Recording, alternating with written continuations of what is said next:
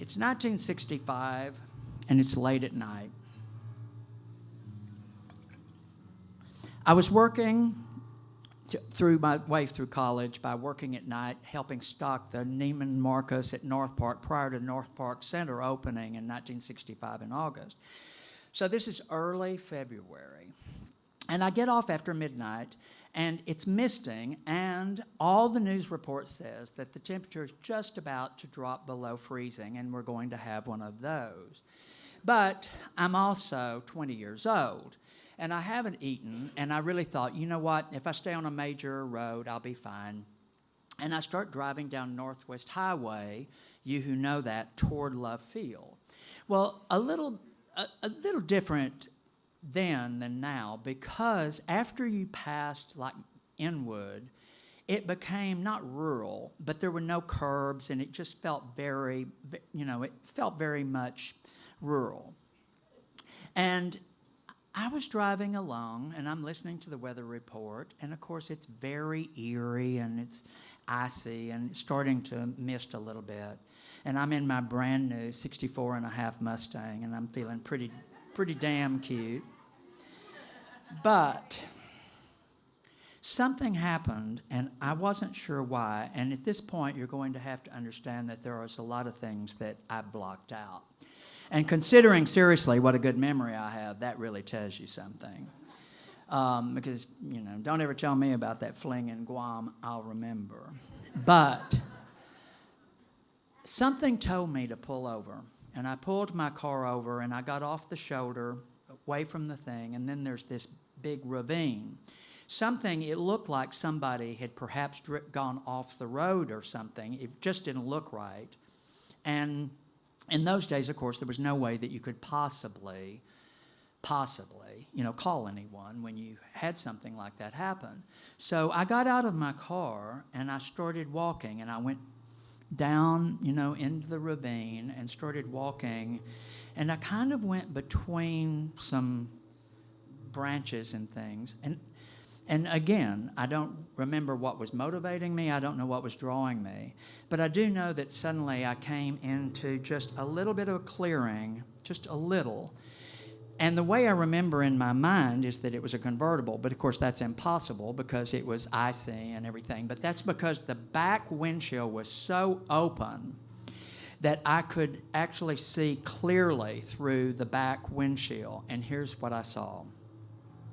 The passenger who was a male, the driver who was a male, was sitting facing out. And there was another young man standing over him, facing him. And then on the passenger side was a woman, a blonde. She was sitting there facing out. And there were 3 young men standing over her. And then suddenly I realized there's sexual violence going on over there. And then I looked over here, and I realized that the young man had on the probably 35-year-old man on his neck a knife. And all of a sudden I go, oh my God, and I don't let anybody see me, and I start backing up to get away, trying to just extract myself from this. And as I'm just almost in the clear, I come to that ravine, and I hit a branch, and a little bit of the ice on the branch that was forming made a sound. And as it did, the eyes of the man holding the knife on the driver's throat made eye contact with me.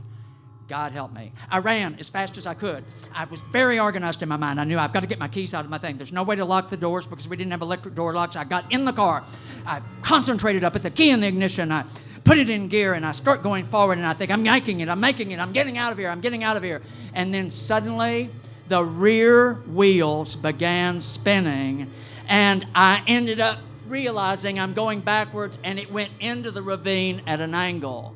And at that very moment, both doors opened in the car, and the rest I don't remember.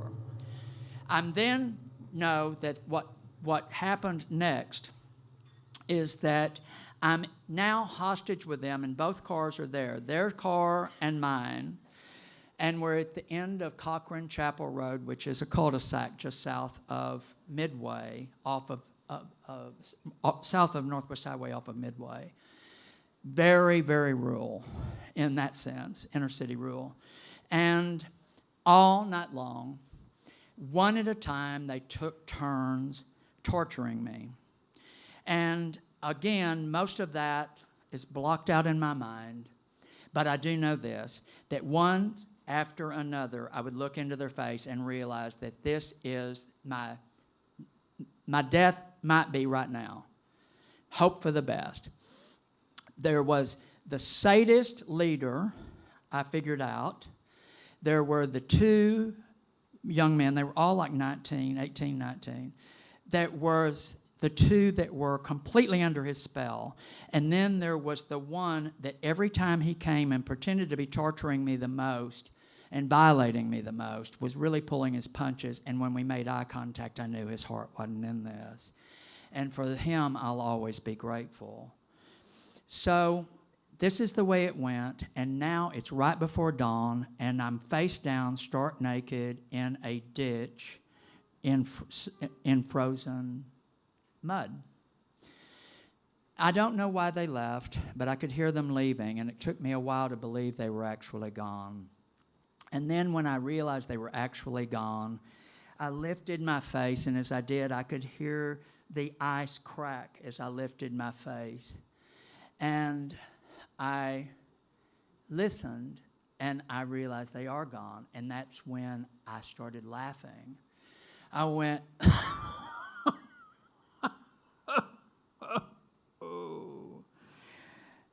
and I stood up as best I could, and here's what I said to myself. Verbatim. The damage done to you is more psychological than physical. The harm that's been done to you will pass. This has happened to you as an adult. You can process it as an adult. You have a choice of either being ruined or harmed. And then as I stood there and realized I have nothing to wear and I'm going to have to go and try to find help, and I'm also, of course, suffering exposure and a lot of other things. And I remembered something that former First Lady Eleanor Roosevelt had written in her pretty remarkable autobiography. And as the son of feminists, I had read that. And she said, "No one can humiliate you without your consent." And I thought, well, here's the chance to prove it. So I started walking down Cochran Chapel Road, and I finally found a little piece of scrap of something like a loincloth, And I see, and the name, of course, has changed, but it said PAR. And I frantically rang the intercom, and a woman's voice finally came on. It's right at dawn. It's not dawn yet, but it's cracking. And the woman's voice came on. She said, "Who are you? Get away from here. You don't belong here. What are you doing here? I'm going to call the police." And I said, "Please call the police. I desperately, can you just bring me a blanket, please? I need help. I've been abducted and harmed all night, and tortured all night. Please help me." And of course, she absolutely refused. So I know at this point that the police came. I don't remember this, but this is obviously what happened. The police came. I gave them the thing. They took me to my house, and that afternoon, they called me and asked me to come down to do the lineup. And here's what had happened. The men had stolen the keys to my Mustang, and it had on it a big round disc of silver from Mexico with a malachite Mexican head on it. It was a very stylized, very recognizable. And they had taken that, and apparently had taken that and put their keys on it because they were stopped on Inwood at Lemon by the police, and Dallas was a small enough town in those days that the alert police recognized that, and now I'm down there. What makes this interesting at this point is that I'm meeting Police Chief Jesse Curry, and I'm also meeting the captain of homicide, Will Fritz, both of whom are quite famous from the Kennedy assassination. And this was happening not that long after, and with the Warren report and everything else. So all of a sudden, I'm meeting these people. I remember Jesse Curry asking me in front of Will Fritz, how did you pick them out every time? They changed their appearance, they changed their looks. They came from wealthy families. They went to Thomas Jefferson. They were North Dallas, white, rich kids. And they absolutely had the best lawyers. And believe me, they disguised them to look like everything from Quasimodo to King Tut. But I picked them out. And he asked me, he said, how could you pick them out like that? And I said, you know what? I spent all night long looking into their eyes one at a time, over and over and over again. They can change the hair, they can change the clothes, but they can't change the eyes. I know who those people are. Now, I realize that later on I'm being introduced to what became the legendary Henry Wade, the district attorney of Dallas. And here's about Henry Wade as we get to the trial. Henry Wade told me that if I didn't testify against these guys, they were going to go free. And I said, well, how is that possible? She was, violated violently all night long, and her companion was murdered. And he said, well, she's a rape victim. And I said, well, who isn't? And he said, but she's a woman. She was really raped. So I realized I've got to drop out of college. I'm underage. Under 21, so it was in the paper every day, but my name was never used. I'd come home. My father had no earthly idea I was going through this. And then what was set up then was the trial. And here's the trial.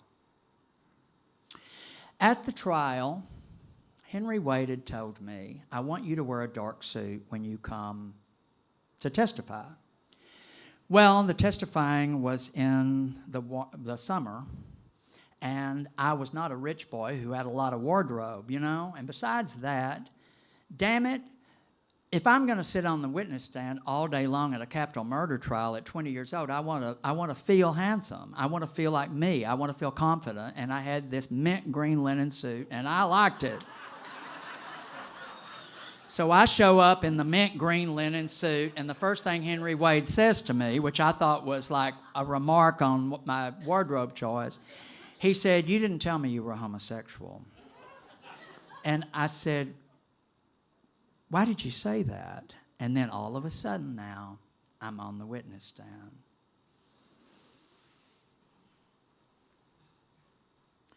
The entire time I was on the witness stand for Henry Wade, I don't remember much about it, because what was there to remember?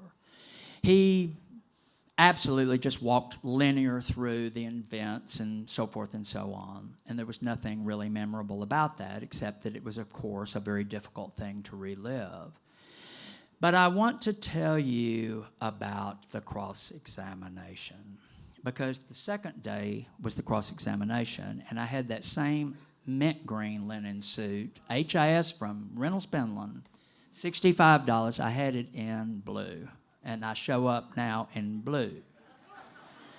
Pale blue. It's summer, folks. So I'm on the witness stand now, and here's the first thing that the defense attorney says to me. He says, Mr. Gilliland, are you a homosexual? And I said to him, why are you asking me that? And he said, because we intend to show that all the things you've accused these good young men from fine families of doing is completely untrue. That anything that had happened between you and them was them perhaps overreacting to your having made that look at them at the corner of Inwood and Northwest Highway when you made clear from your look in your eyes your perverted desires. And I looked over at them, and then back and at the jury, and I said, who could desire them? And then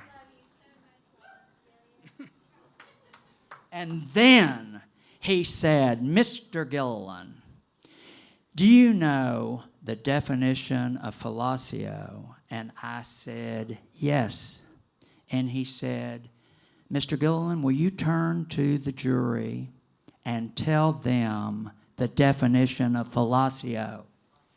And I turned to the jury and said, fellatio is a pasta larger than linguine but smaller than lasagna.